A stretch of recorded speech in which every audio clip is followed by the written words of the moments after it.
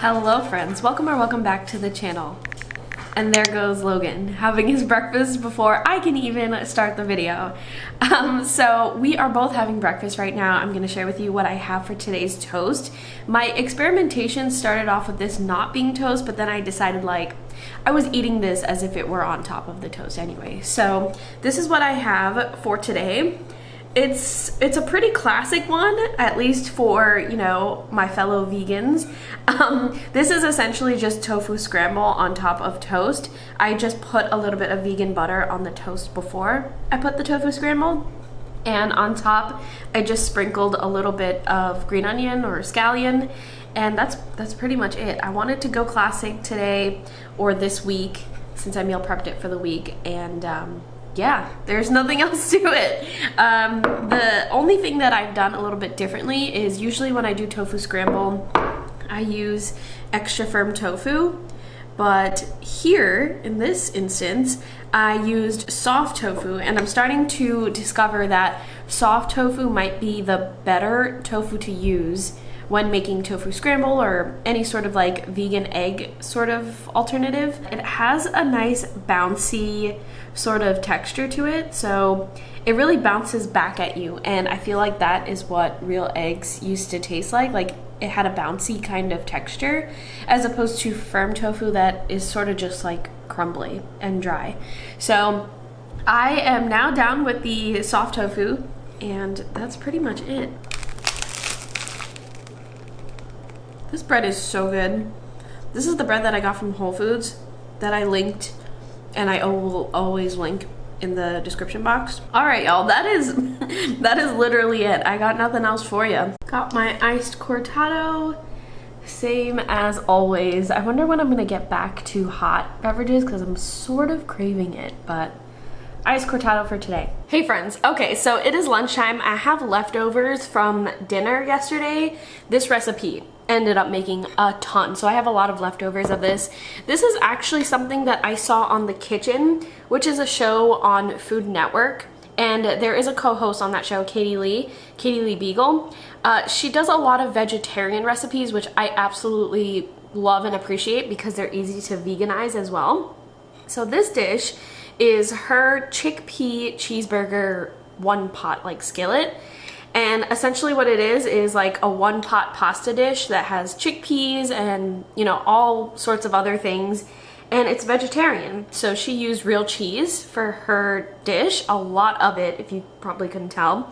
But I veganized this by using vegan cheese, of course, and it was very easy to do that.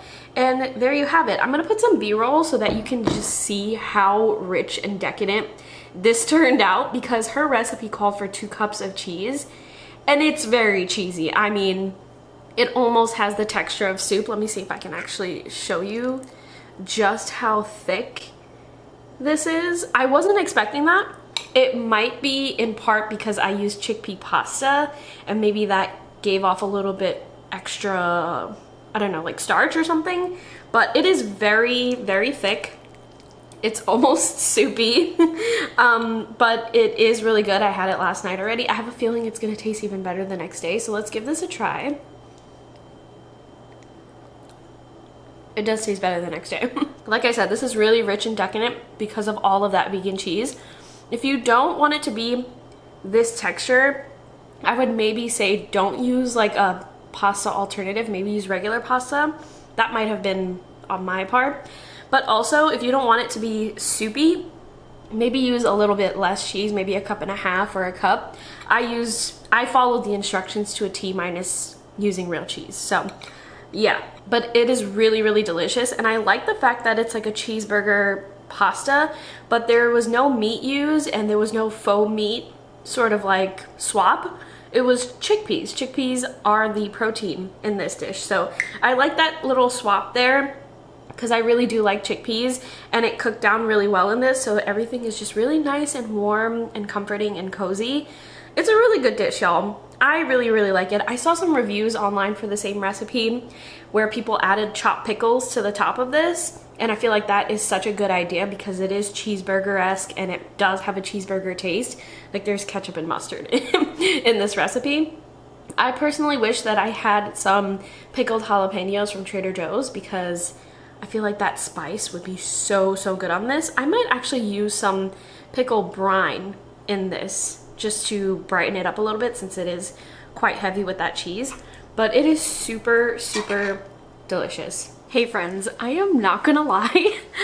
I completely forgot I was doing this video today. I don't know how it slipped my mind, but I remembered after I finished exercising, taking a shower, doing my skincare and all of that. So I am in my pajamas right now, if you were wondering. I remembered it just in the nick of time, right when I'm making dinner, and it's a pretty simple dinner actually. I'm just gonna be making some veggie burgers. So what I have are these Dr. Praegers veggie burgers. Now, I know a lot of people are probably thinking like, of all vegan burgers, why go with this one? Because this one is, how does he time his meals at the same time as me?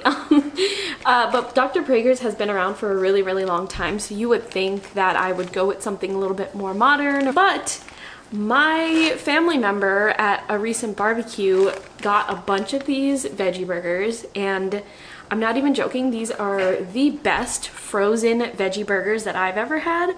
They're really, really good, especially when you're craving a veggie burger and not just like a faux meat burger, you know what I mean? So highly recommend these. It's the Dr. Praegers California veggie burgers specifically.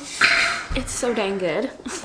I don't understand. But anyway, yeah, I'm just gonna put those on some buns. And if you're wondering about the buns that I use anytime I make a burger, I get the vegan brioche buns from Whole Foods. If you go to Whole Foods, go to the brioche section, you'll be surprised that in the mix of all their non-vegan buns, they have vegan ones and it says vegan right on the label. So just check out for that when you go to Whole Foods. The cheese that I always go with, Good Planet cheddar plant-based slices. These are the best. I'm very sad that my Wegmans is discontinuing these. I don't know why, but yeah, gonna go with this. And then the usual condiments, lettuce, tomato, and condiments such as like ketchup and vegan mayo and stuff. And then for Ian, I'm going to be making him some fries. These are his favorite frozen bagged fries. It's McCain craft beer batter potatoes. They are vegan and it has like a beer batter on them and it makes them super, super crispy. So that's why he likes them so much. But yeah, very, very simple thing for dinner, which I am very grateful for. But you are going to see it on the screen probably very briefly. I know that these are going to be good because I've had them before, as I've already raved about. But that is all for this week's video. Thank you so, so much for being here, and I will talk to you in next week's video.